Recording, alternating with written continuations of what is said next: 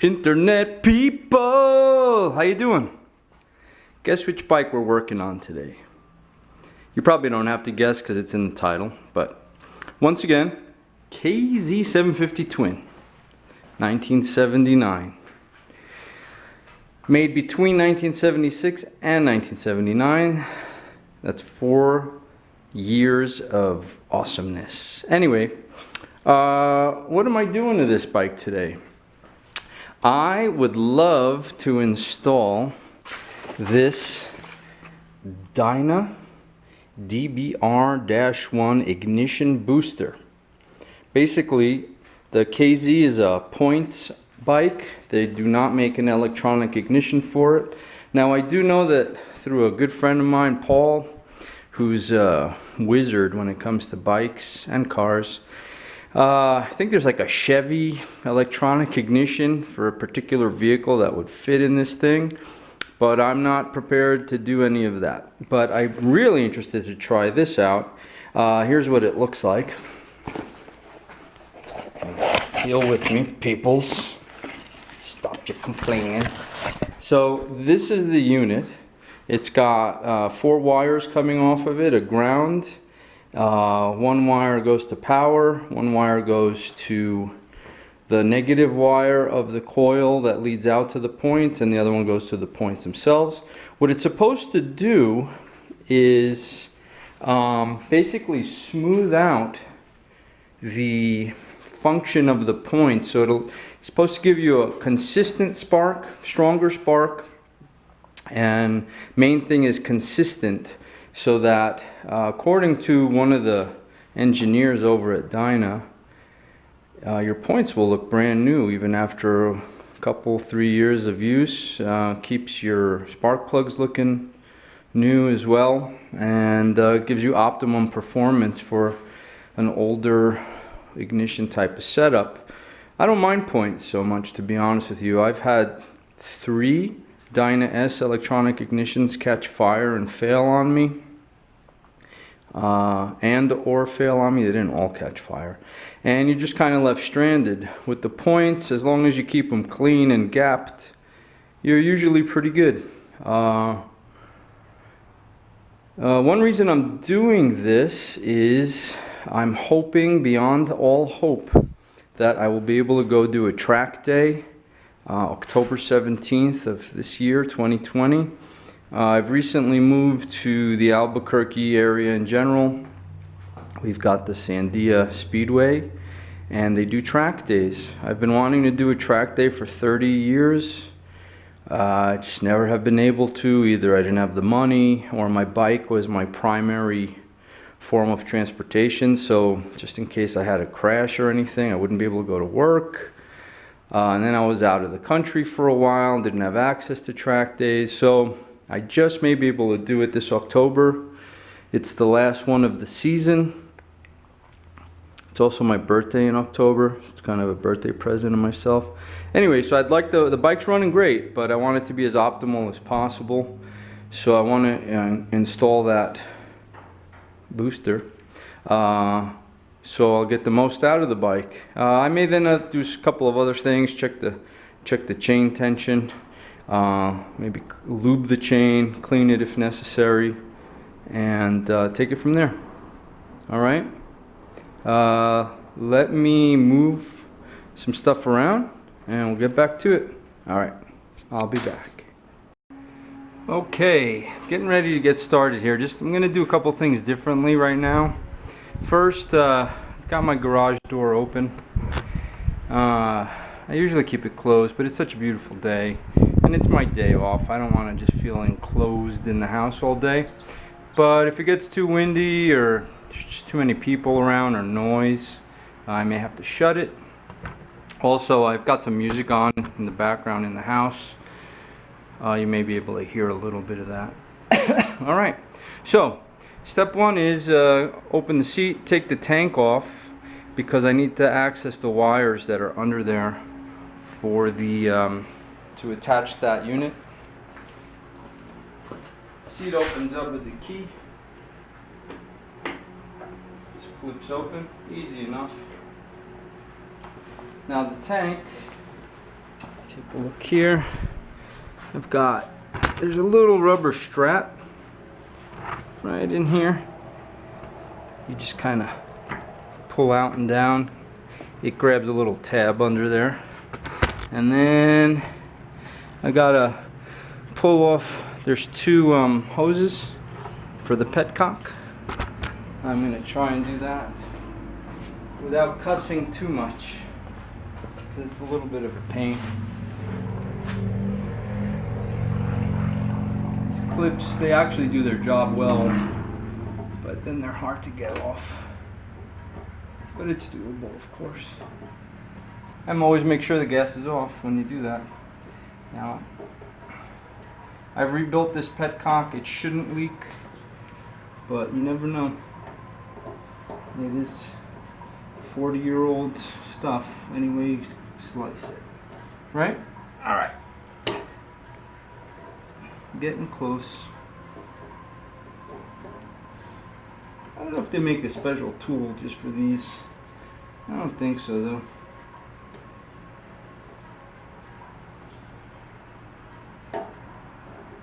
Almost. Almost.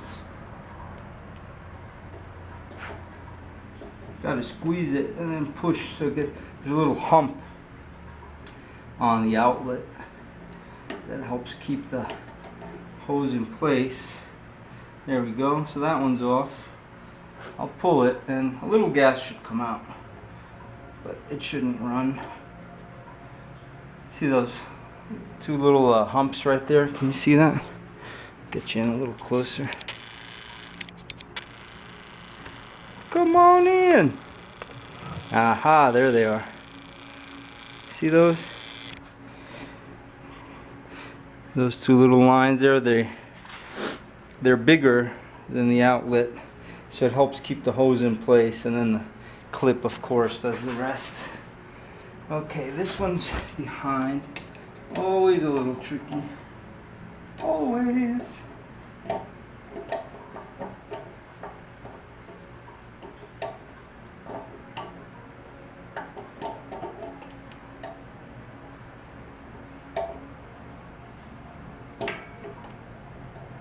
Kind of squeezing it and then pushing with my fingernail. I may have to use the needle nose on that one.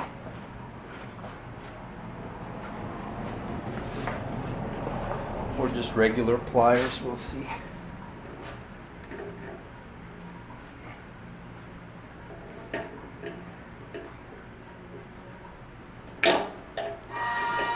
Huh? Sorry about that. That's the alarm that my garage door was open about 10 minutes ago. Good to know it's working. Alright, I can't quite get in there. Let's see if I can spin it. There we go.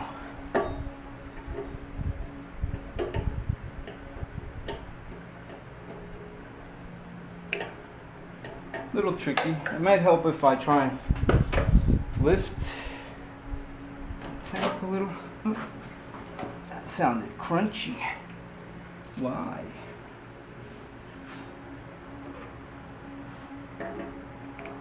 There we go. There we go. It's working. It worked! Oh my god! I mean, yeah, I knew it was gonna work the whole time. And I'll just pull that out. It is a little awkward. The newer ones both come out this way, but this one has one going across and one going out this way. So, let's get that out. Almost. Come on, honey. There we go. There it is. Hello. Alright, now, just to lift the back. Here, let me zoom you out.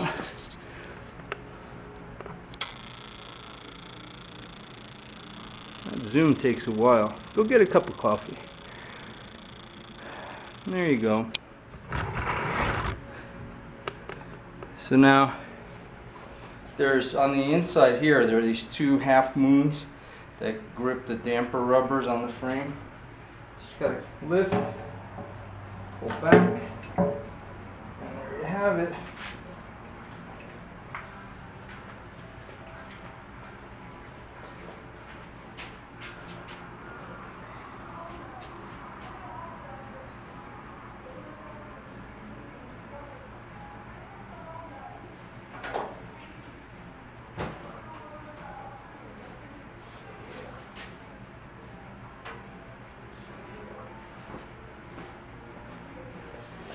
It looks like the petcock leaks ever so slightly, even in the off position, which would explain why my carburetors,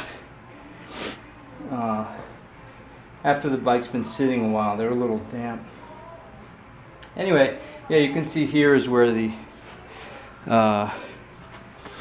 tank clips into, one on each side. So I need access to the wires coming off of the coil in there. Let me bring in these. That's the coil. There's one coil for the 2 cylinders. Here are the wires for it. I don't have to access those. I can access them on the where they come out.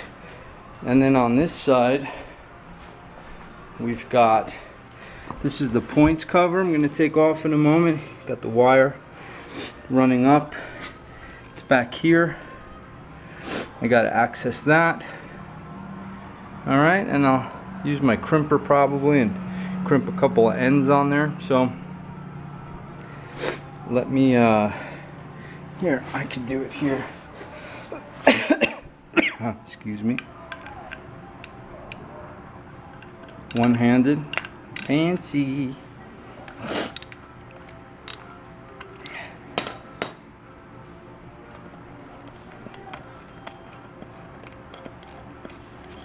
When I rebuilt this bike, I had to replace this whole cover because the mount for the points cover over here was broken off.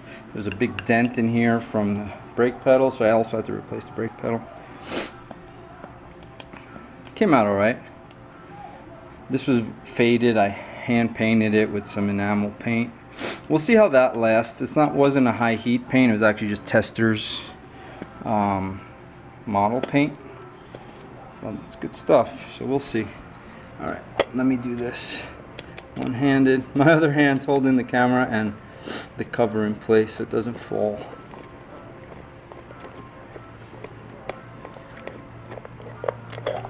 Alright, so you got your cover, got your gasket. I've been told too the gasket is imperative on that because if you get any moisture in here, you're in trouble. On this bike especially. So these are your points. Right now they're closed. Basically what happens is when the bike is running, the coil is powered, right? Sends electricity down the wire, stored in the capacitor, and the points basically are what is sending the electrical pulse to the spark plugs, and you need to gap them because as this cam here turns, it's got a very slight teardrop shape, but I'll turn it and you'll see that at one point it pushes on the bottom of the points here, pivoting it open, and then as it passes that point they close. When they open is when the capacitor, I'm not sure why the camera stopped filming. What I was saying was when the points open, the stored energy in the capacitor is then sent to the spark plugs and they fire. That's universal for firing. And then again the process happens again. They close, energy is stored in the capacitor, points open. What does that mean? They fire, right? Now this happens as fast as your motor is turning, so happens very quickly. So a couple of things you need to be certain about with your points. One is the gap. So when they're fully open, they have to be gapped to a certain distance so they work properly. And then if you look in there, not sure if you can see, but you set the timing by there's a timing mark in there that you can flash a timing light on. So those are your 2 criteria. Now on top of that, the points have to be clean, they can't have oil on them, they can't be pitted, etc. Thankfully this points plate and points are brand new. I think they have under 1,000 miles on them. But step 1 of installation is to check the gap, make sure they're clean. If you change the gap, you have to reset the timing. So let me set you up on the ground here, and I'll grab my feeler gauges and we'll get to work. Alright, hang on. Alright, first thing to do, I have to rotate the crank here. On this bike it's counterclockwise. Most bikes it would be clockwise. And I'm rotating it until I see those points open up to their widest position. I could take out the spark plugs, but I don't really need to. So they open, they close. I'm just checking it again, letting it keep doing its thing. Right around there. I'll try one more time.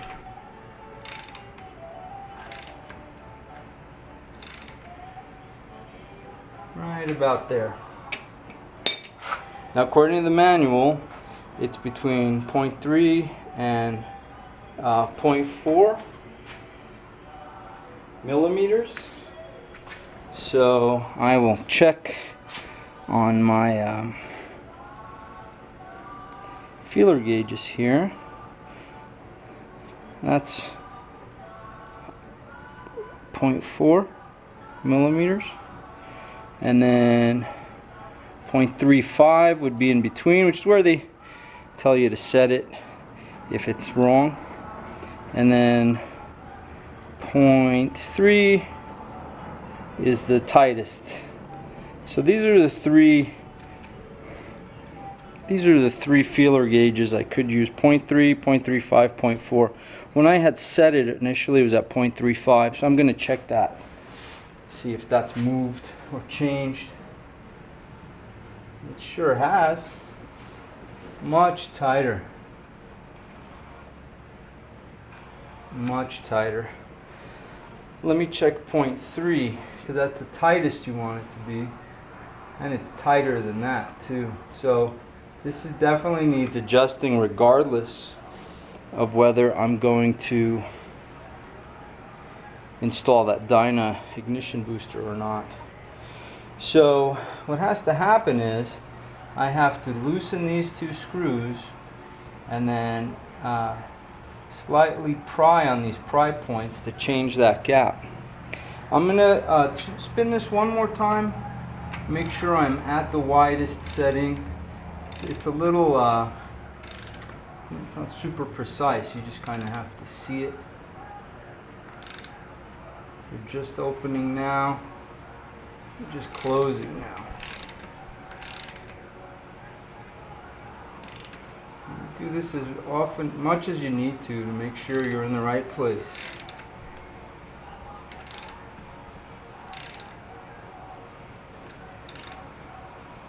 There we go. Just to be sure. So this is 0.3 again. I can just visually tell it's too tight. Alright, so I'm going to get the 0.35 out. And interestingly enough, I have noticed a change in the performance of the bike. So that's a good indicator why as well. The other thing that Dyna tells you to do before you install that module is to file those points just a little bit, clean them up, get any grease, any pitting, anything that's on there. So I'm going to do that first, and then I'll set the gap. I'm going to go get a little file. I have a jeweler's file.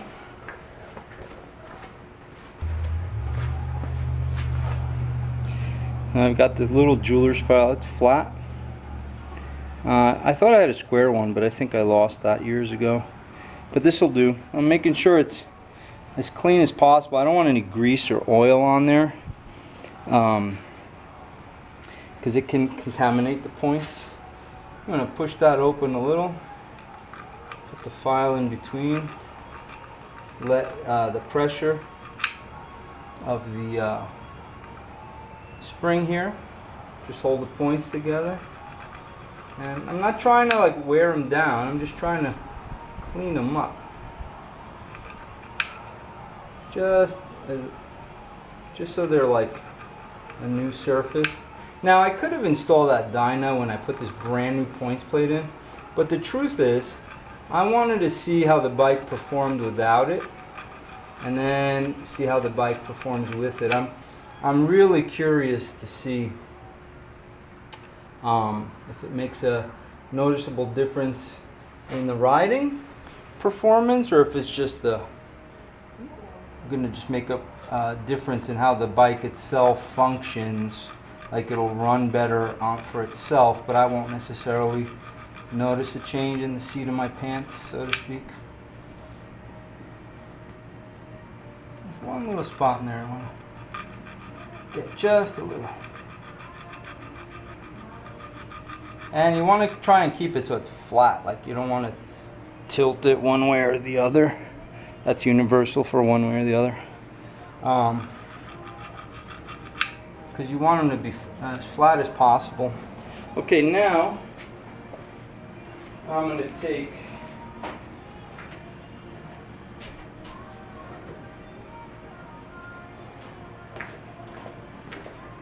take a cloth and a little bit of acetone and put it between the points there and just drag it and let it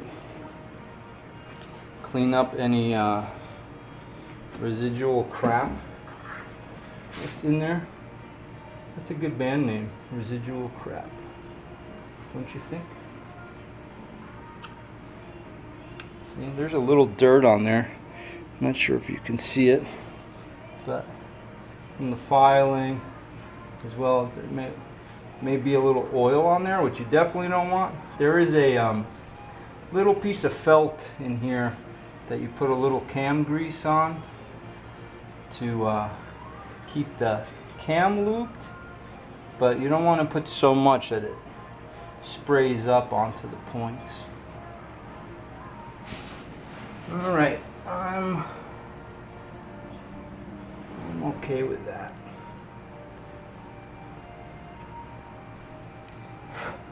Let that dry.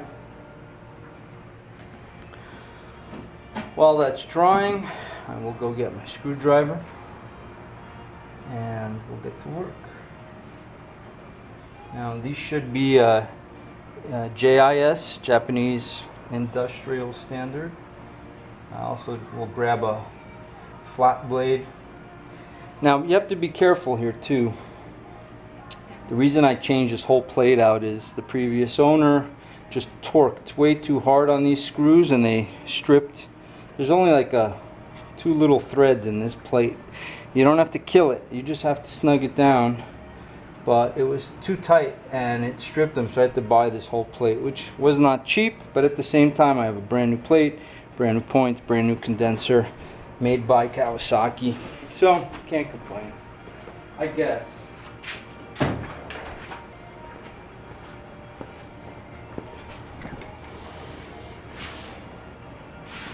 Here's my JIS screwdriver. I'm gonna back you out just a little. But I've got a small tip on there, so basically you can buy these screwdrivers. They're not cheap, and there's typically 3 sizes. I think it would have been about between $45 and $65 for all 3. I ended up buying just the tips, which cost me about $5, and then I bought this magnetic tipped handle with storage. That was about another $5 or $7. So for about $12 or $15, I got a set of JIS screwdrivers. See the handle? Can you see that? There you go. Holds all these tips. I have some flat tips in there too. There's no such thing as a JIS flat tip, just so you know. So I just take the old tip out, put the new tip in. This is magnetic, which helps. Sometimes it could be a hindrance, but I haven't had any problems with my uses yet. Then you put the other ends in there, or the tips, and then you screw that shut and you're done. And now I've got the size I need.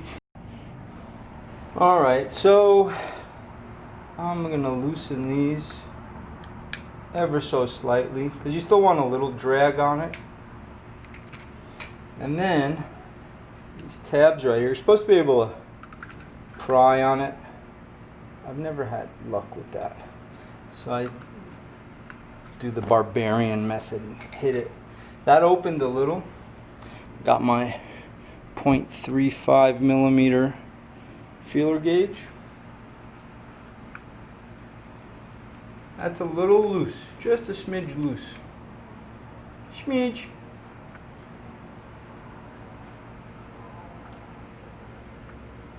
Just a smidge loose.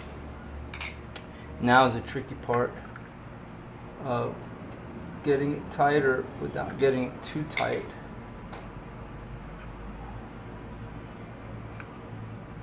And you know too if it's a little too tight because this will start moving. Can you see? You should have said something. Here. Now you can see. Yes. There we go, my kids. There we go. Oops, sorry, don't get dizzy. Let me move it over here. There we go. So I tighten that up a little. It's just a smidge tight. Smidge, like we're talking nothing. But I want it to be perfect because I'm, oops, wrong way. Oops.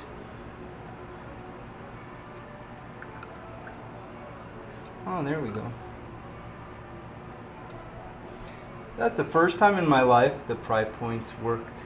You guys bring me good luck. Thank you. It's a little tight. We're talking like it's just a hair, little loose. But this is the process. You just go back and forth. You gotta be patient.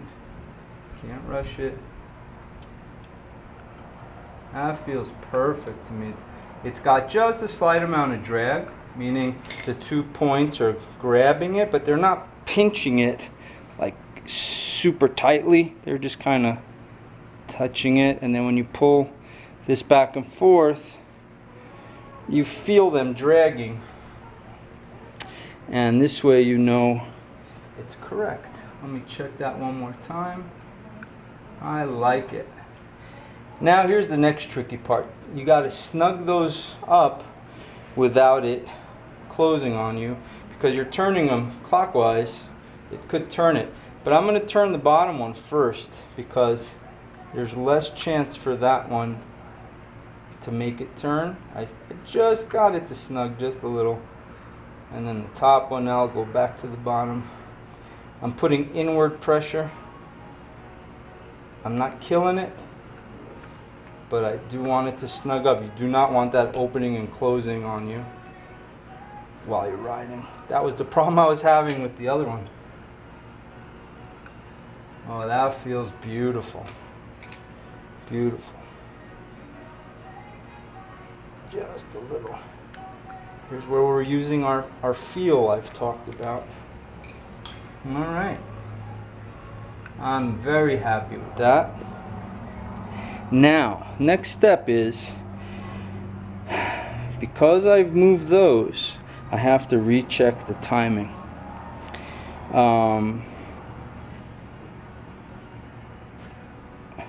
You want the bike to be at operating temperature, warm, when you're checking the timing. And I don't want to do that right this second because I've got to work around the motor. And I don't want it to be all hot. I don't see any problem in installing the Dynabooster, because I also have to find where I want to mount it and where the wires are going to go, etc. I can splice it in, and then we can start the bike and fix the timing. I move that so little that the timing may not have even been affected, or if it has been affected, it'll be ever so slight, so it's not, shouldn't affect starting the bike, running the bike, etc. All right, so let me get set up, get the tools and things I need for the Dyna, and we'll take it from there. I'll be right back. You hang on. Okay, so here we are again. This was the box came in. DBR-1 Dyna Ignition Booster. It's for engines with single breaker points, which this is. Tells you you have to have stock or aftermarket coils that have at least 3 ohms primary resistance, which I believe this one does. In the box we had the Dyna booster. You can see it's like seems like aluminum with a heat sink, some fins on there, so I do want to mount it somewhere where it gets some air. It's potted in the back, so all the magic is inside there. You can't access it. A couple of holes here. That's going to be where we screw the clamps on, and then you got your 4 wires coming out. They're just a length. I'll have to probably cut them and crimp new ends on there. Alright, so let's get started. According to the instructions, oh, what else was in the box? A little bag with the clamps, the screws, and the bolts to put the clamps on the module. You got a little Dynatech warranty here, and as always, a sticker. Yeah, I love stickers. I just don't like sticking them on anything for the most part. I got piles, that's universal for piles of stickers, and they're just sitting in envelopes because I don't know, something about them. I don't want to stick them to anything. Alright, so let me open this up. What we've got are, it's a metal hose clamp type of thing, but you'll see on the ends there's a hole there and a hole there, and then you'll see on the module here there's a hole there and a hole on the other side. So this has to get screwed into here, I assume like this. So let me do that. This is a little bent. I don't know if I just did that or what. I want to unbend it. And then it's got 4 little screws, and it says here 5/16 nuts. It says the clamp and the nuts go on the inside. I'm reading number 1 here. Go on the inside of the housing. So I guess the question is, do I want the screw head on the inside or the outside? I'm going to go for the outside because I'm planning on mounting this on the left side, I'm sorry, the right side of the bike. Quite likely over here. Maybe like this. Maybe not. Not sure. Not sure yet. But either way, I want to have access to that. So if I do it on the inside, I probably won't be able to. So I'll do this one side first.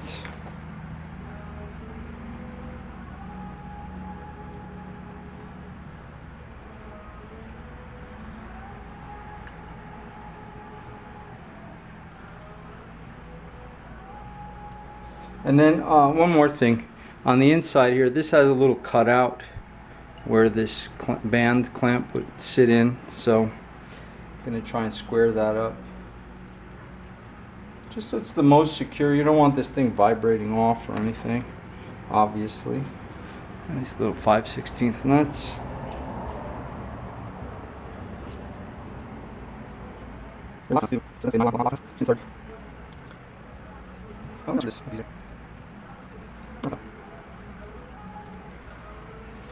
It's one of my favorite screwdrivers. I have 2 of them. One's a little longer than the other.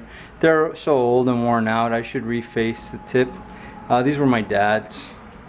I love my dad a lot. He's passed now for many years, but I love remembering him as often as possible. And that's one way I do it, by using the tools he gave me. So this says it's a 5/16 screw and lock nut. They lie. I have to go get a smaller wrench than that.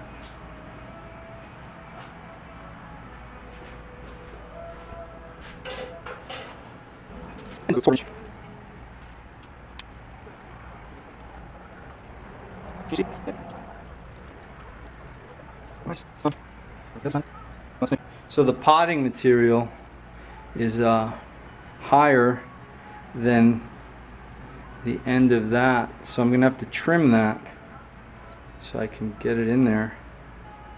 Let's see what I got. Let's see if my metal shears work. I don't want to tweak this either. Should work. Oh, there we go. Like butter. Mo better butter. Alright. Well, now it fits. Perfect! I love it. Love when that happens.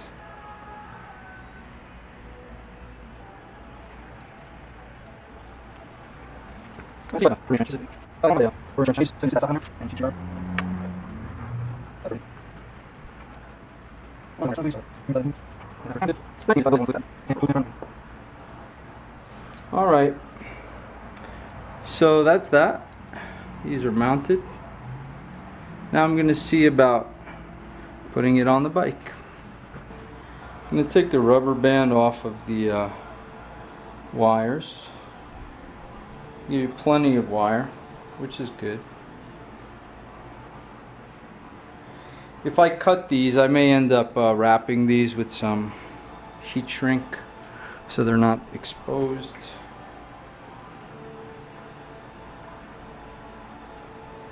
Where do I want this?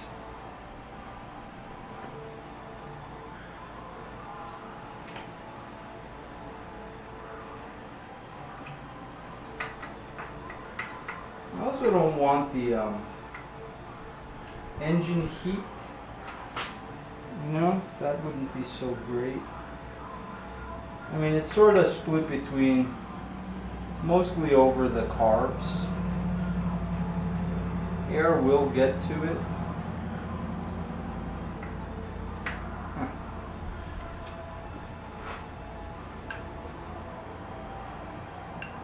I can't put it here because there's a gusset. You want to see? See that gusset right there? It's kind of in the way.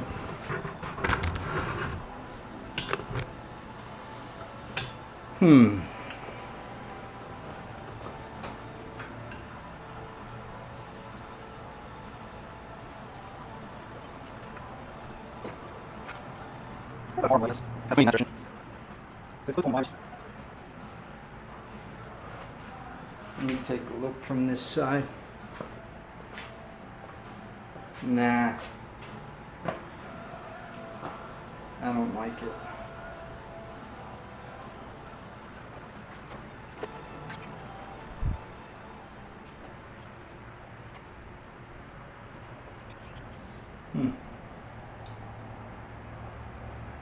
I don't know. Let me figure this out. I'll bring you back. Well, kids, I believe I have made a change. Made an executive decision.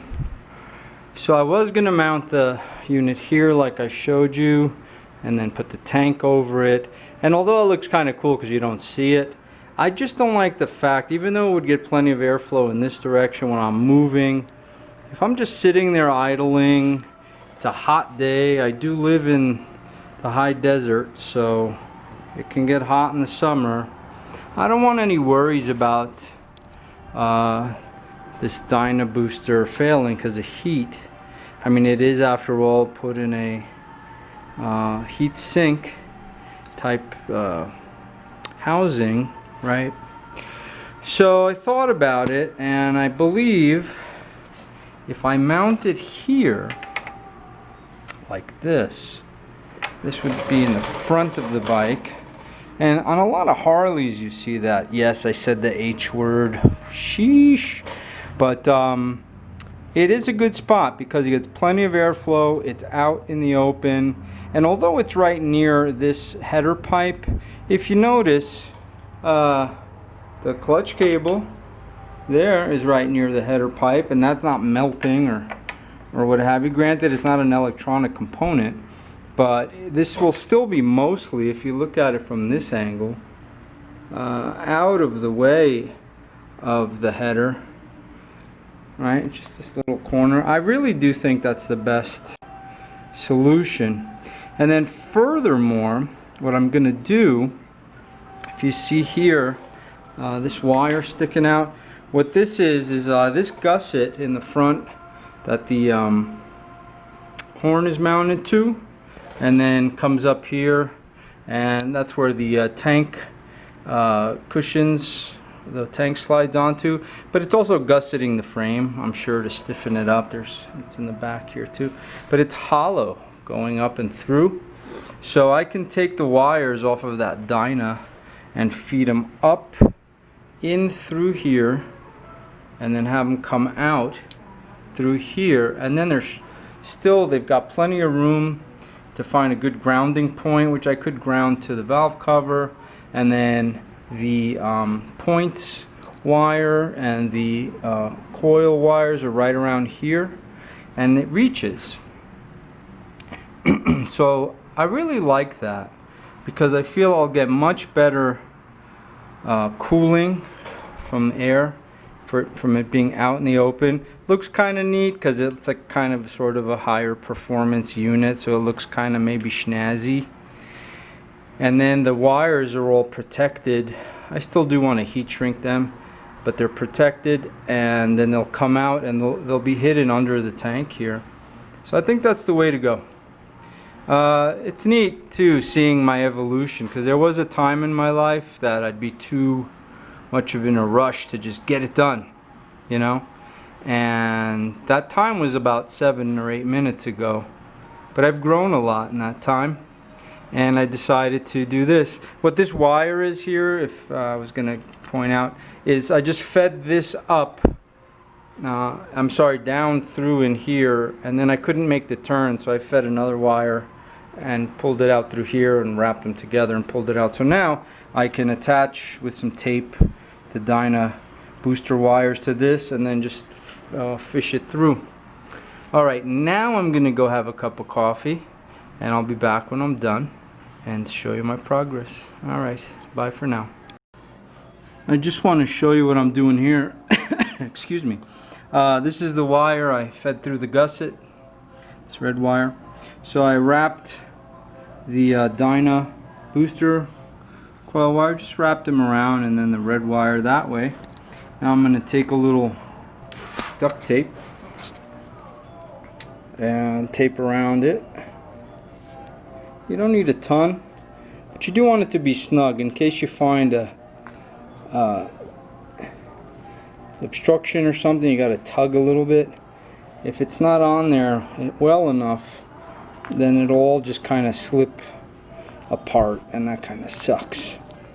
But you also don't want to put like 10,000 layers, because I'm counting 3, 4, 10,000. You don't want to put 10,000 layers, because that's a pain too, and it could also cause an obstruction. Alright, so now I will slowly, I can't do this one-handed, let's see. Can you see? I've got you between my knees. Slowly feeding this through.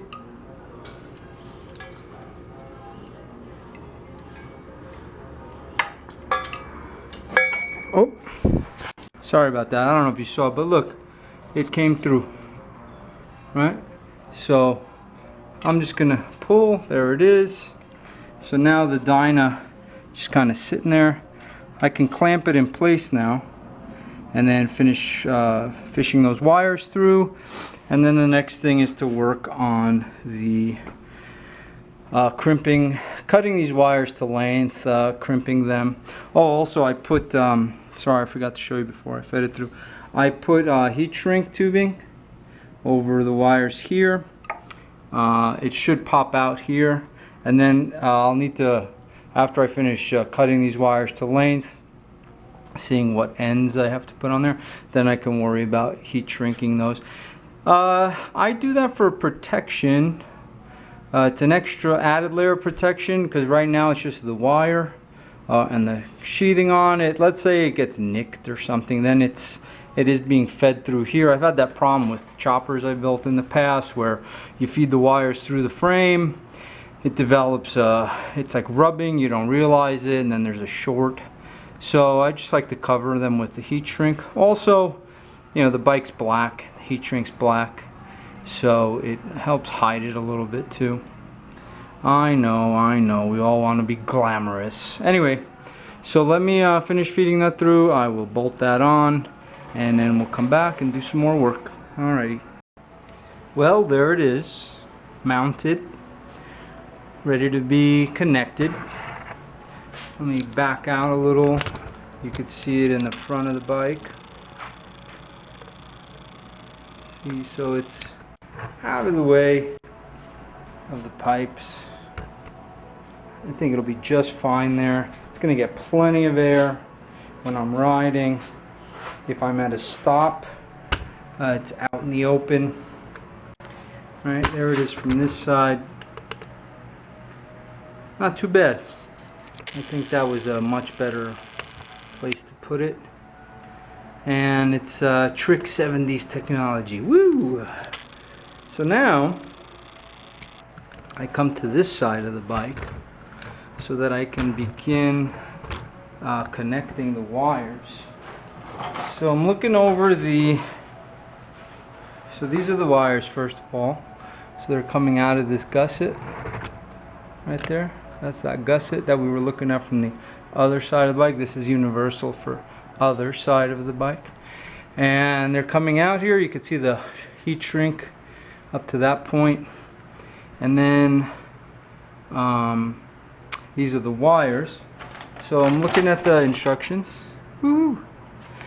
So it's telling me here the black wire is for ground. They recommend to engine case. I may go to the valve cover. I may go to the bolts that secure the top of the motor from the valve cover to the frame. We'll see. Then it says disconnect the points wire from the ignition coil. That would be this here. So this blue wire with the white outer sheathing is going to the points, and then it's attached to this wire going to the coil, this black wire. So this black wire from the coil will be connected to the blue wire from the booster module. Then the blue wire with the white sheathing that goes to the points will be connected to this white wire. And then the red wire goes to your 12-volt source when you turn the key on, which I believe is this yellow wire. So this yellow wire goes to the coil as well. This yellow wire with the red stripe is coming off of the wiring harness. And I could look at the wiring diagram to tell me, but I'm familiar enough with the bike to know, but pretty sure that when I turn the key, this yellow wire with red stripe gets power, and then that sends it to the coils. The way I'm gonna verify that is with my handy 12-volt tester. We've talked about this before. One end gets clipped, usually this end gets clipped to a ground point. Could be the battery ground or to a good ground point on the motor. I'll just do it to the valve cover today. And then the other point, no pun intended, goes to your 12-volt power source. I can test it right now on my battery. My battery's 12 volts. I touch it. Can you see that little red light coming on? That's it off. And that's it on. Can you see that? So I know that it's grounded properly. You could flip that. You could put the ground to a positive source and then touch this tip to a negative and see if you have 12 volts. If you do more than 12 volts, likely that this will blow. So let me try that. Put the key in the ignition.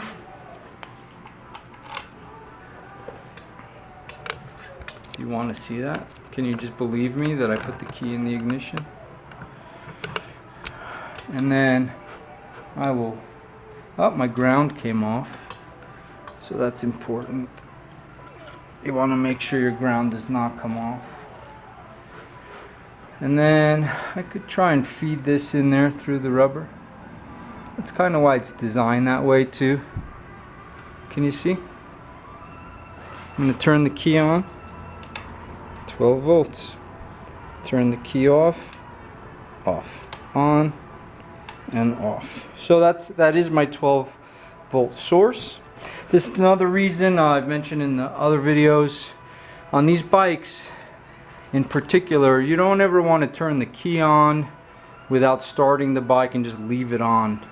Because if you're feeding constant power from this wire to the coil, you could ultimately burn out the coil. And that's bad, okay? Burning coils is bad, okay? Alright, I'm going to save the ground wire for last. I will attach the power.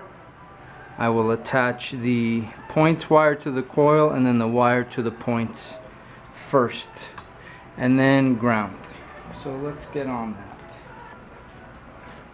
I'm basically just cutting whatever zip ties are holding these wires in place. Just so I'm gonna have to reroute them. So there's no sense in keeping them in the place they are now.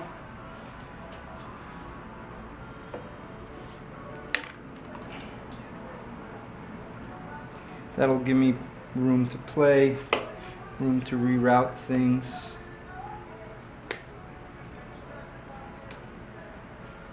To a certain point, of course. Like I'm taking them off from this area, but I don't have to take them off further down by the points cover. That's not going to change. You get what I'm saying? You feel me? I don't feel me. Alright. So let's do this wire first. This is the wire going to the coil for the points and then to the points. So take that off. That would be for the blue wire. This wire here from the booster. You know, folks, I'm going to pause you for a little bit. I'll be back. Hey, I'm back. It was just a split second for you guys, but I was starving. And when I get starving, I can't think straight, and I start like staring off into space. Yeah. So anyway, I went and ate a sandwich, had a cup of coffee finally. So, alright, what I'm going to do now is, I mentioned before I was going to do the ground last. So I'm going to see what connectors I need. You know, the other end of this should be a female, the under end of this should be a male, etc. And I'm gonna splice on what I need to attach what I need.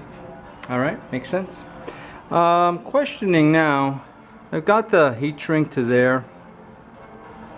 I guess I don't really need to heat shrink. I was going to put heat shrink up to about here. I don't know if I need to.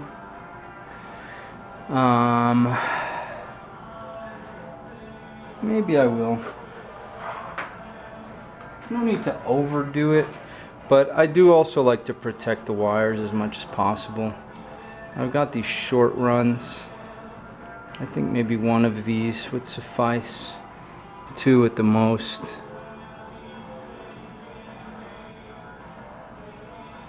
Let's see. The second one would come up to about there. I think what I might do is I'll put this piece on here and then I'll individually wrap each one after that so that I can use whatever length I need. Because these are all kind of stuck together here, I can peel them off as necessary. So let me do that. What I do in this case I don't try and butt it up at the end there. I overlap it just a little bit. And then you gotta be careful. This thing gets really hot. Looks like a hair dryer times 100. So you can ruin your paint. You can melt wires. You can over shrink the shrink tubing. So you do have to be careful when you use it. But it's handy. You could also use a lighter. But these are pretty cheap, and being a Harbor Freight fan, this one's not Harbor Freight, it's Milwaukee. Fancy. But Harbor Freight's fine for that kind of stuff. Okay, so looking at my instruction manual here, we said ground is black. Points wire from the coil, that's this black wire. Blue wire from the booster. So the coil one has a female, so this blue one will get a male on it. Before I do that, short run of heat shrink. Just carefully peel that back.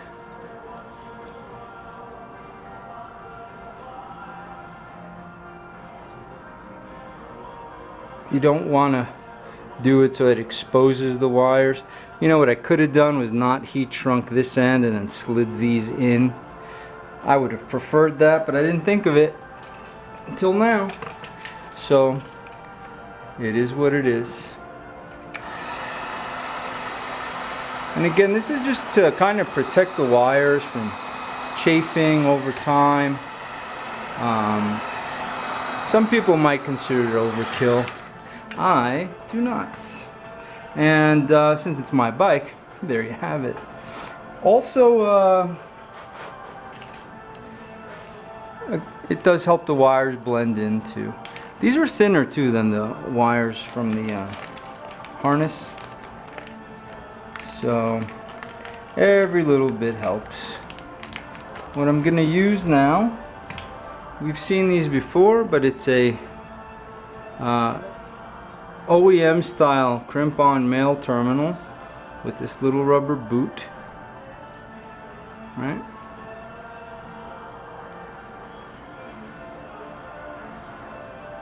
The long end goes away from the side that you put the crimp the end on, because this end is bigger, the short end, and once you crimp this on, it lets you pop it over the end of the wire. So sliding that on,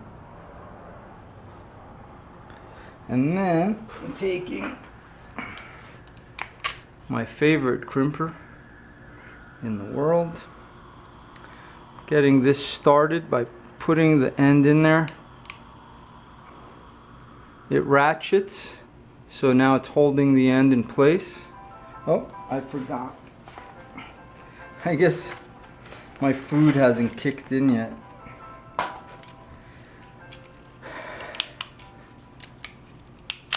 Wire stripper. Exposing just enough of the wire to properly crimp this end on. Now, hopefully, these crimps are made for different gauge wires. This one is for 14 and 15 gauge. This might be a little smaller, but I think I can make it work.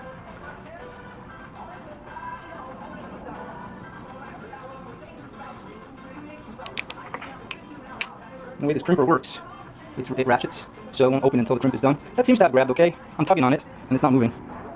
I think it's alright. Then this little rubber boot pops over the end of that. And now, when I plug this into here, you have a watertight seal, for the most part. I'm not going to plug it in yet, because I won't have room to crimp the rest of these. So I'm going to continue with my crimping, and then I'll place everything. Oh, and it also seems I'm not going to need to cut these at all. I think everything's just going to fit as necessary. It's pretty cool, actually. I'm pretty excited about that. Okay, so according to the instructions, the blue wire goes to the points wire, the negative side of the coil. That would be this black wire. The white wire from the booster goes to the other end that this was attached to, which goes to the points. So kind of blue and white. So again, let me separate that carefully. And then I will put some heat shrink on that. Speaking of heat shrink, Harbor Freight. And by the way, I'm in no way at all working for Harbor Freight or sponsored by them or anything. I just like their stuff. It's cheap. A lot of it works. Like, what's the problem with using Harbor Freight heat shrink tubing versus some other name brand? Seriously. So get over it. Anyway, whole pack, different sizes, different colors. This green and yellow one is when you do stuff in circuses, I think, and the black stuff is for really cool projects. You work in a circus? All right. So again, tubing.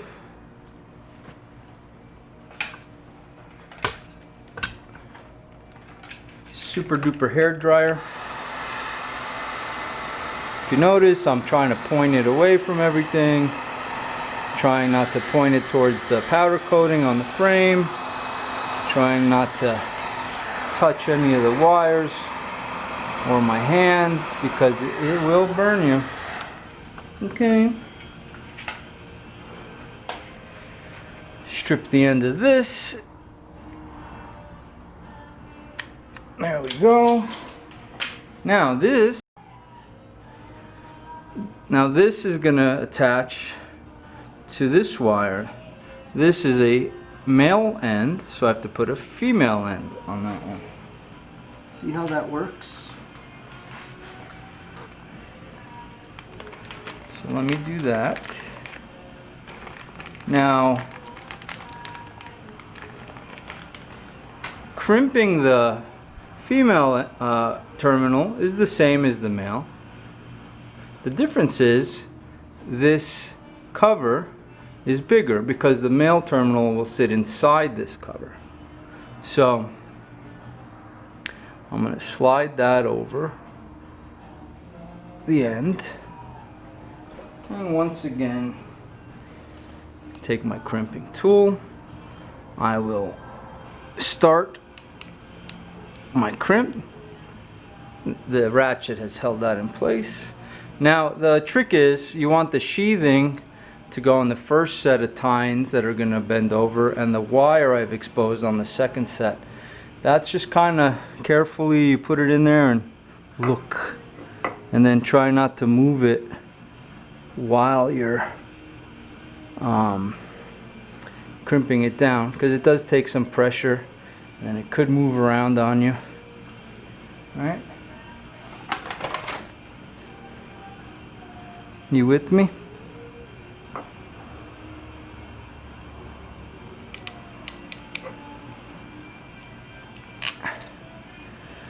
Did we get it? We got it. All right, can you see that?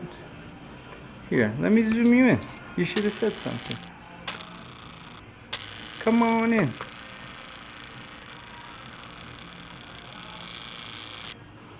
Can you see?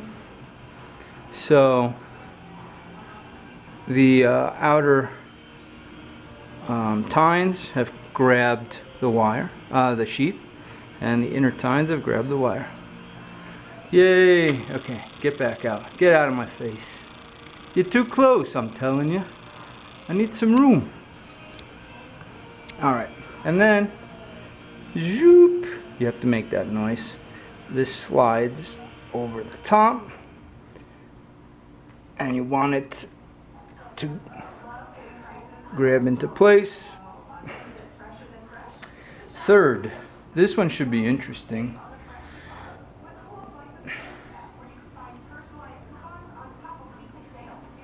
The red wire, this wire here, goes to the power wire we tried before, but then the power also has to go, let's see, so this has to connect to the power wire, and this going to the coil also has to connect to the power wire because the coil still needs power. How do you do that, you ask? Did you ask? If you didn't ask, you can ask now as I prepare to show you. Here I have, oh, you're caught. Hang on. Suspense is not a bad thing. So here I have a double female connector. It crimps on just like the other ones, but it will accept two male connectors Kind of like those double-headed snakes in the circus. Speaking of the circus. And then this too has its own little plastic rubber cover. So I'll crimp that on, slide this cover over it, and then this male connector for power will go into there, and then this I'll put a male connector on that for power, and then they'll both get power. The dyno booster and the coil will get power from there. See how that works?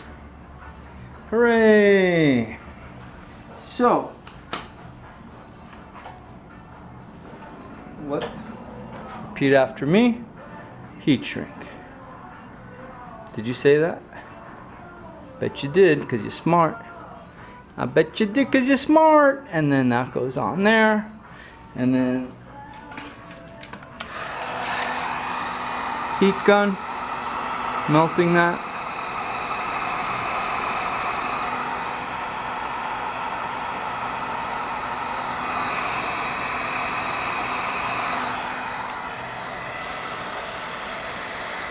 Right? What that can help with too is when I'm peeling these wires apart, there's always a chance that it'll expose a little bit of the copper. You always have to be careful in case you do. Thankfully, this will cover that. So,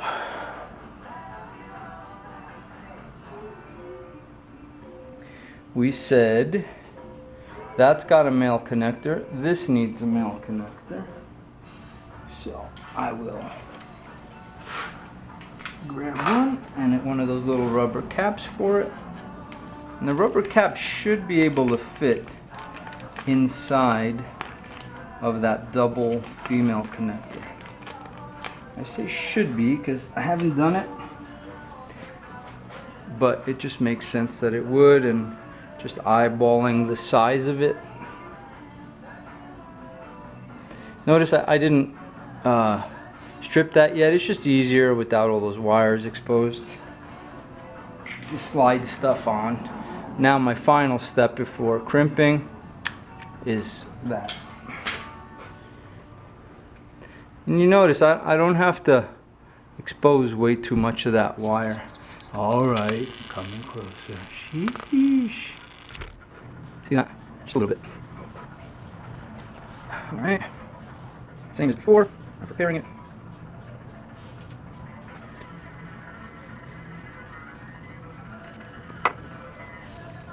Oops, I bumped it and the wire skim started playing. Alright, let's do this. I hope I got it. Oh, I did not get it. See? Came right off. Good thing I have extras. Dang. I hate it when that happens. Okay, let's make this happen. There we go. What happened was that print that supposed to grab the sheath wasn't far back enough originally, so it didn't grab anything. Alright, so now I'm going to slide that up. So it pops into place. There it is. Now, I have to take the yellow and red wire, that's the 12-volt wire. I have to cut it. And then we'll install one of those double female. And I've never actually ever crimped one of those on, but it's just like the others, so there's really no difference in the method. It looks different, but it doesn't act different. Oops, I bumped you. You alright? Hey, you're too close. Sheesh. There we go. Stripping that back. See how easy those strippers work too? I've built quite a few wiring harnesses for bikes, and lots of work with those. Same thing here. That sits in place. And when you buy these crimps, these ends, you buy them for the size wire you're working on, so you have to specify. And it works for a range of wires, usually a couple of steps. So when I ordered them, I ordered the right size for this wire. Okay, I gotta twist that a little better. And then make sure it sits in there well.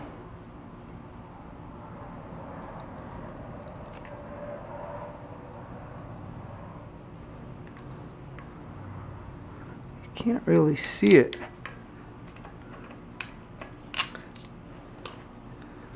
There it is. Beautiful. So that's gonna slide in there. See? All right. Again, finally, I have this ground wire. I need to put an end on it. I actually don't have any of this nice style of eyelets. So I'm gonna have to use one of these I got in the zone, right? I may have one sitting in here. Sorta, not really. So, I just have to decide where I want it to go.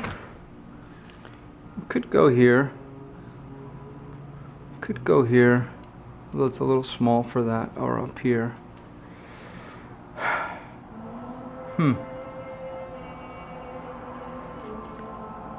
What I may do first is connect everything else and then see where it all sits, and then that can help guide me of where to put the ground wire.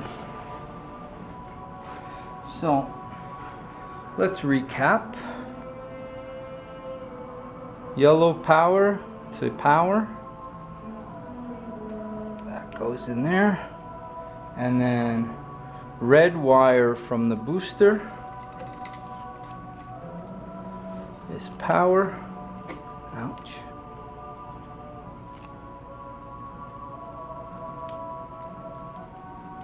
Oops. Dagnabbit. The cover came off.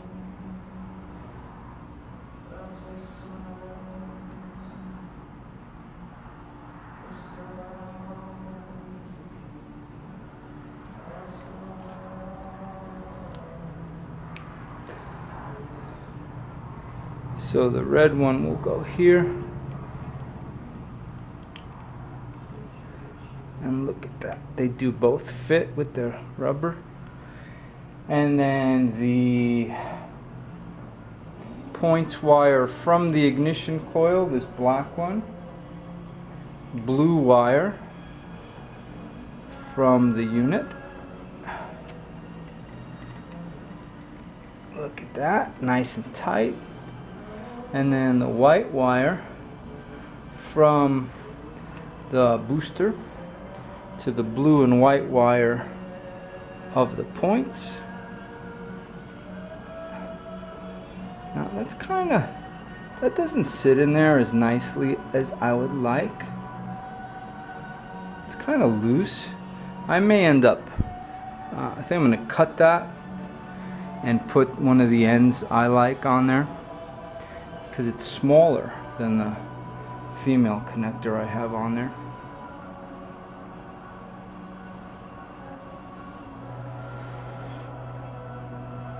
Let me do that and I'll come back. You've seen me crimp everything. I don't need to show you more. Okay, I'll be right back. Alright, here's what I got going on. I temporarily have the wires held on to the backbone.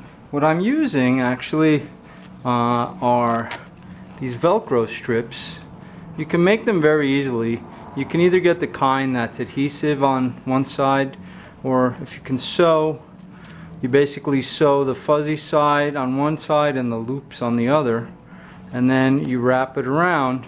I like this a little better than zip ties. I do use zip ties in some areas, but for larger parts of the harness, I like it because it's easy to reposition, or if like now I'm doing work, I had to cut a couple zip ties off, but everything else was these things, so I could just take them off, do the work I need to do, and then put them back on, so you're not cutting zip ties all the time. I find too it keeps from cutting into the wires or harness if things start to move. So just a little tip. So with everything held up, this little wire here, that's my ground, and it's right by the top motor mount, which goes through the top of the engine case, or the valve cover, I'm sorry, and that's bolted to the motor. So that's a case ground like they require. And I have these larger, oh no, that's not it, psych. I have these I have these larger eyelets, so that would fit there. It's a little loose. I could take the smaller one, and you see it's a little smaller. I could take a file and just make it a little bit bigger. It's easier in drilling. If you drill them, they just will twist and break. Anyway, I could take that nut off and attach it there. So I'm gonna do that. Once I'm done with that, I will let you know, and then theoretically we can fire it up. Okay, we'll be back. So I took the nut and the washers off. I was gonna use this bigger one, but that's too much play for my tastes. So I took the smaller one, and I took a round file and I opened it up. So now it slides over and it's snugger. I'll have more surface area that's touching, because your grounds are very important. You don't want to mess with that. The other thing I'm going to do too is scrape away a little bit of this powder coating, the black, so that it's actually touching metal. Because otherwise it would just be the bolt that's touching, and you're hoping the bolt is touching this well, but it is kind of loose in there. But if I scrape the metal away, then the bolt is the paint away, I'm sorry, the powder coat. Oh, can you hear the police? The police! Anyway, oh, it's a fire department. Hope everybody's okay.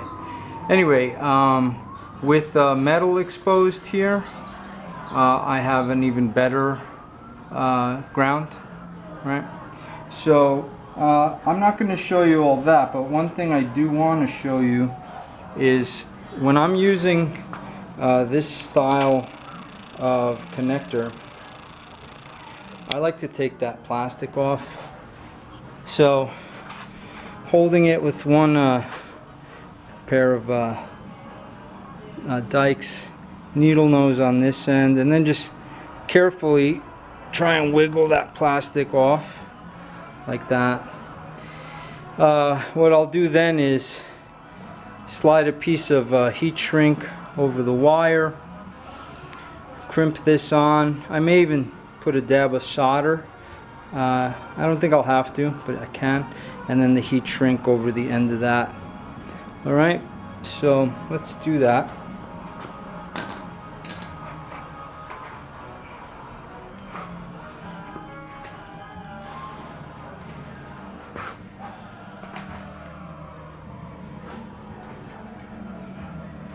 First I'm gonna put a piece of heat shrink over the wire itself like I did with all the others. Let's shrink that on.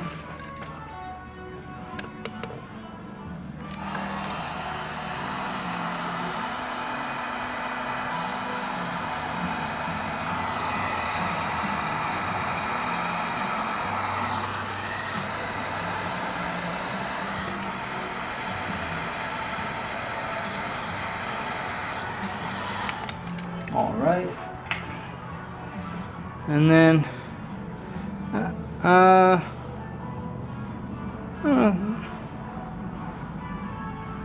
I'll just put the whole thing on there just cause, and I will strip this like before.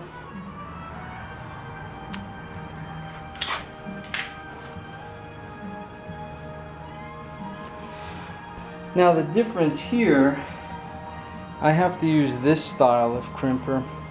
So if you notice, that had a blue plastic fitting, so that goes blue, or if you know the wire size, 14 to 16. Now I think that this wire is a little smaller than 16. I don't know if it's 18 though, but anyway. So hold that there. I like to do it in two spots. First I crimp the end of this thing here on the sheathing of the wire, and then I'll go back to the front and crimp the actual wire itself.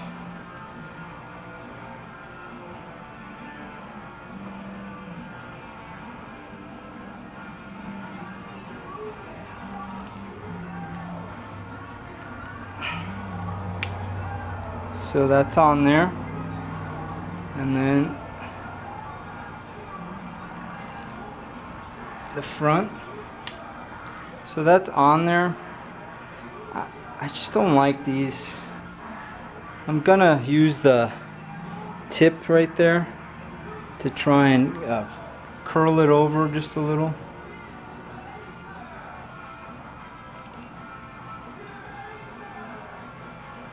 That doesn't always work. Sometimes it makes it worse. And that's why sometimes I like to put a little solder right there. But I think I'll be fine this time around. So let me heat shrink this, and then I will torque this down to the appropriate torque spec, and then we can start the bike.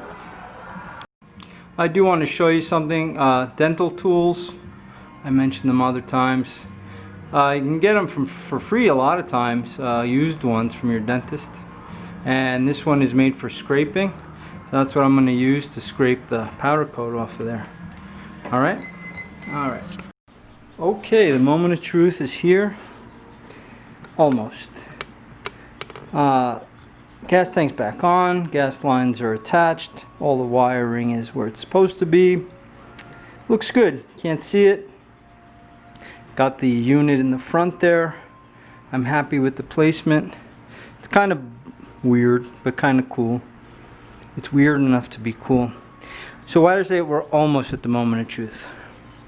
Couple things. One is I want to remove the spark plugs right now. Just take a look at them, so I have a visual idea what they look like now versus after I start using the unit and riding for a while. Second thing is, if you look here, the wire for the spark plug here is pretty long, and I want to cut it, which is easy enough to do. The thing is though, there's a golden rule, if you don't know it, which is only make one change at a time. Because if you change one thing and then the bike or your car is running differently, then you know it's that one thing you did. If you change more than one thing, you don't know which change affected your positive or negative outcome. So there's a chance I can cut this, and then when I reattach it, I don't have good connectivity. All of a sudden the bike's not running right, and I'm thinking it's the unit, etc. Get it? So I'm going to pull my plugs, take a look at them, and then I'll start the bike. So let's see how it runs. I do still have to check the timing. And then after that, I can worry about shortening that wire. All right. So let me. You don't. Yeah. All right. You can watch me pull the plugs.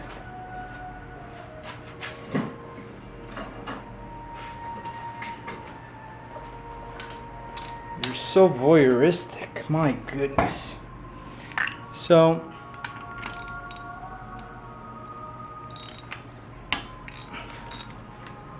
Beautiful day here in New Mexico. Instead of riding though, I wanted to do this. Been wanting to do this for a while. So here's my number 2 plug. It doesn't look so bad actually. What you really want to look for is inside that ceramic part, and you want that to be tan, which mine is. It's beautiful. Tan to chocolatey brown, like milk chocolate. This black around here, I think I'm burning just a little bit of oil, because every so often I gotta top it off a little. It's not smoking, but it is burning a little bit, but I'm not too concerned about that. So the trick up here too is I live a mile up, so the air is a lot thinner here.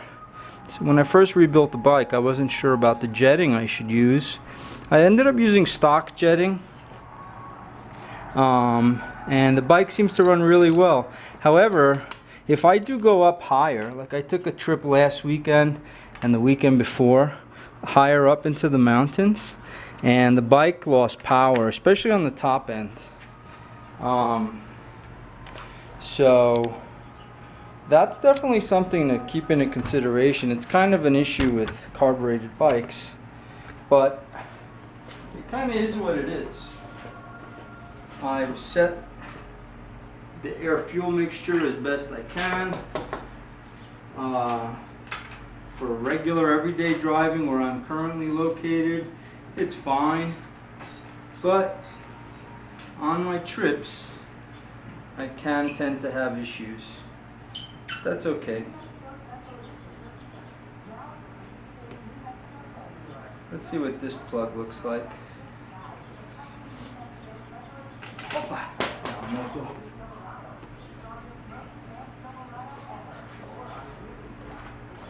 This one too looks a lot like the other one. It's kind of tan in the middle, chocolatey brown I should say. I don't know if you can see that. And then a little black around the edges. You know what I might do before I start it? I've wanted to do a compression test since I rebuilt it and I put a couple thousand miles on it. I have the numbers from when I first restarted the motor, when I first got the bike. Been curious to see if those numbers have gone up. I'm gonna do that right now. Hang on, let me go get my tester. In case you don't know what a compression tester looks like, this is one style. There's a pressure gauge here. The outside numbers are in pounds per square inch, which is I'm going to use. The other end here screws into the spark plug hole. Then you hold the throttle wide open and then hit the start button and just let it turn over until this needle stops, and that tells you how much pressure or compression, how much air, the air is compressed inside that cylinder. And then the manual gives you the numbers it's supposed to be. I wrote down the numbers 2 years ago, about 1.5 years ago, when I first turned this motor over, but it hadn't been ridden in a while. So I'm curious, I want to see if those numbers have gone up. Right? So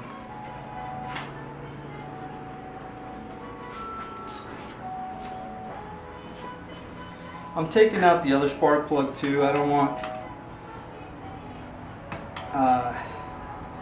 I could just unplug it, but I want to check both cylinders. So this way there's no chance of the bike starting by mistake. You could just unplug it.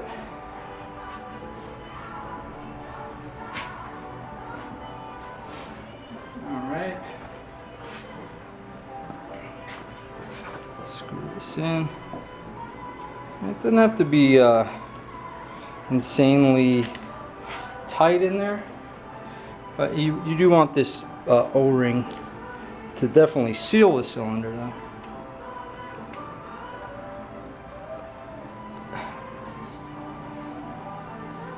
Just turning it in like that, and then snugging it down. That should be fine.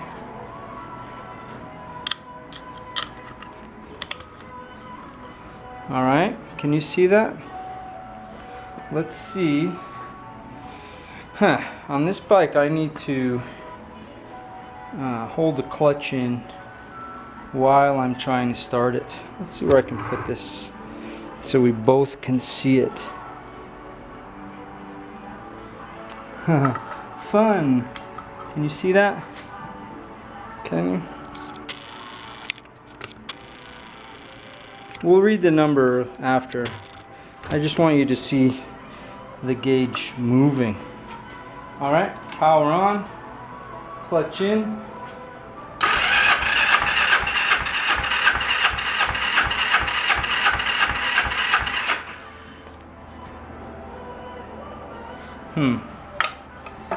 It's not holding air, so it's probably not in tight enough. And it was a pretty low number.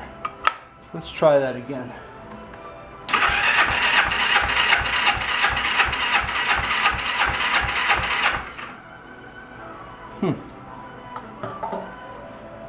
I'm not happy with that.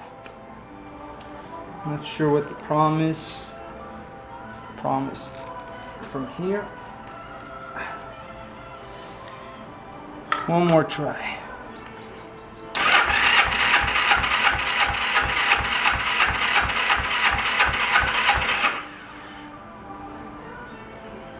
About 100, which is crappy. That's way below what it's supposed to be. I'm not sure why. There might be an issue that this compression tester is pretty old.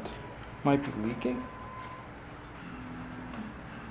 Let me try the other side.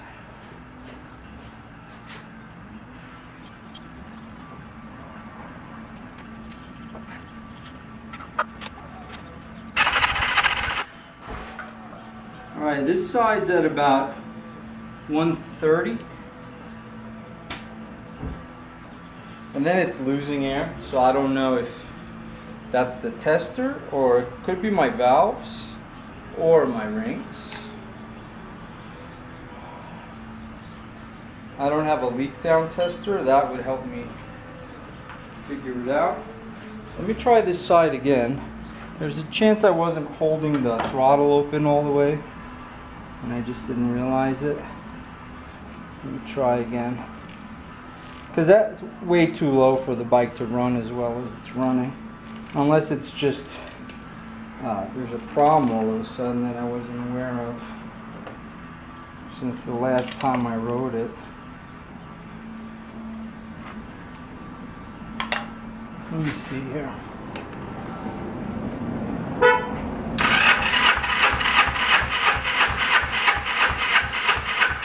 Yeah, I just didn't have the throttle open all the way. This one's at 140, just under. That's also losing a little air. So the compression hasn't changed at all since I've started riding it. Same numbers, and it is leaking a bit. So top end,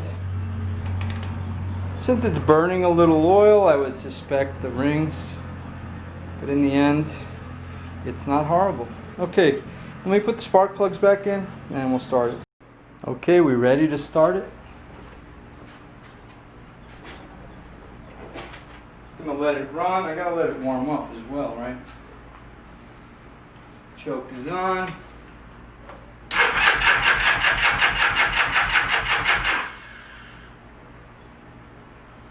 Choke is off.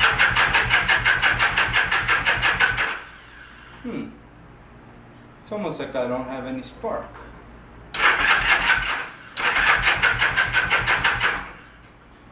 Oh, I didn't attach my spark plugs. Hello. How are you? That's why I didn't have any spark. Let's try that again. Choke is on.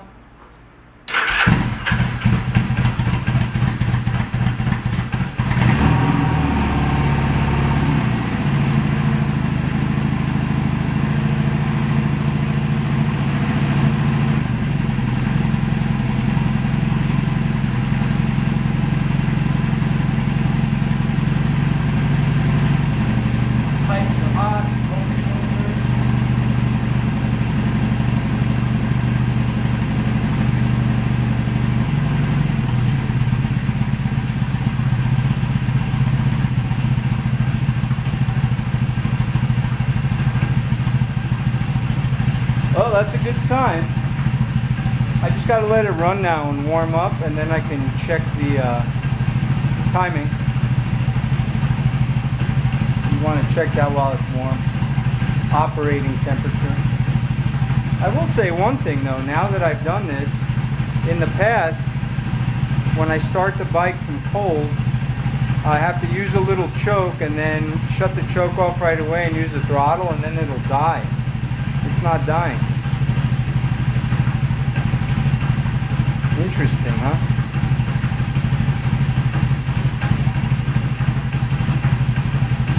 I mean, it's still cold, you can tell it kind of wants to die.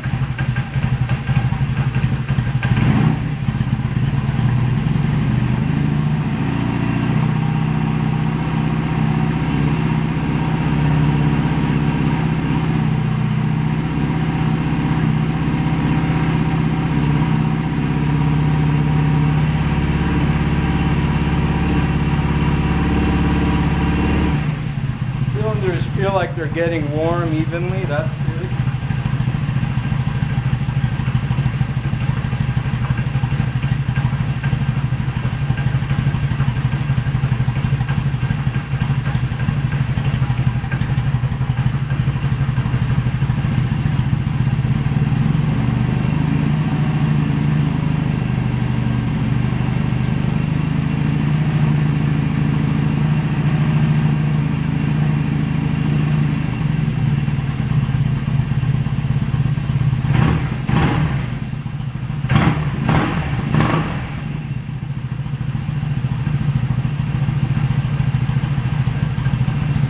Here, let me show you some.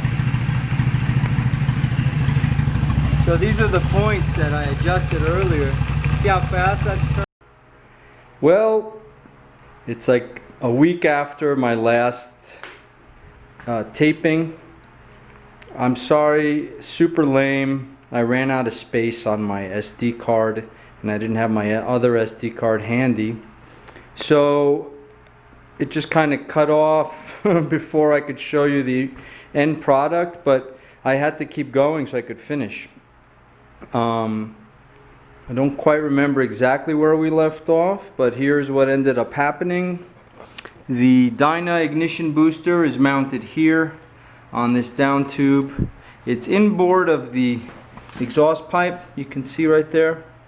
It does not get hot at all. It looks kind of goofy where it is, and I kind of like that. I like when things are a little out of the ordinary. However, the I don't know what you want to call it, designer in me, I want to take it from here and mount it horizontally right there probably, because I wanted to get as much airflow as possible but be out of the way of heat. It was easy to do it this way for now because of that clamp, if you all remember. I put the spark plug caps back on.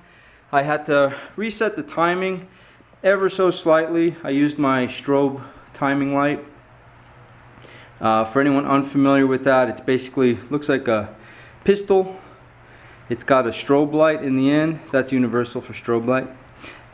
You clip it to your battery, positive and negative, and then it's got a lead that goes over one of my two spark plugs. So what it does is pick up the pulse. This is also pulse. I think the speed, like this is strobe light and that's pulse, right? So it picks up the pulses coming through the wire, and that's tied into the timing on the points opening and closing. And then the timing plate inside has the letter F for firing or fire with a line. And basically when you shine the strobe light, this is universal for shining strobe light, because you have to pull the trigger, it shines through a hole inside this cover, and that F mark with the line has the line straight up and down with a mark that's cast into the case. On this bike, because it turns counterclockwise, can you believe that?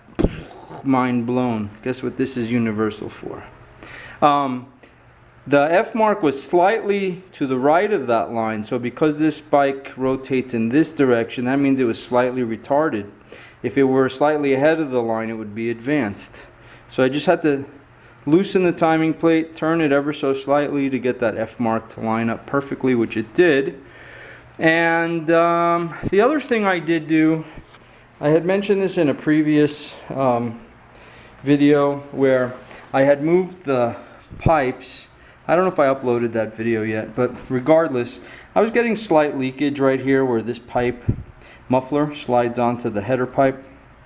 And there's a clamp here, a collar, and this muffler has some slits cut in it, but you just really can't clamp it down that well overall. So there was a little bit of leakage coming out from the bottom of exhaust. So I took some copper high heat gasket material. I slid this back a couple of inches. I slopped on the copper gasket, slid this forward into place, clamped it down, wiped off any excess. You might be able to just make out some orange in there. Maybe, can you see orange? It's a little dark. And then I wiped it off and I let it dry overnight, and voila, no more exhaust leak. I think that was everything. I will say I rode the bike a couple of times, and it's not like I have this amazing gain in like horsepower or something like that, but what I do notice is much more crisp throttle response, and the bike overall is just running smoother. It's more precise because the booster is supposed to give you precise, equal amounts of spark every time. It's not as erratic as without it. I'm guessing there's just a big capacitor in there of some sort. Bigger than the one that's on the timing plate. So the bike, yeah, just responded a little better, and it was idling smoothly, more smoothly, accelerating more smoothly, etc.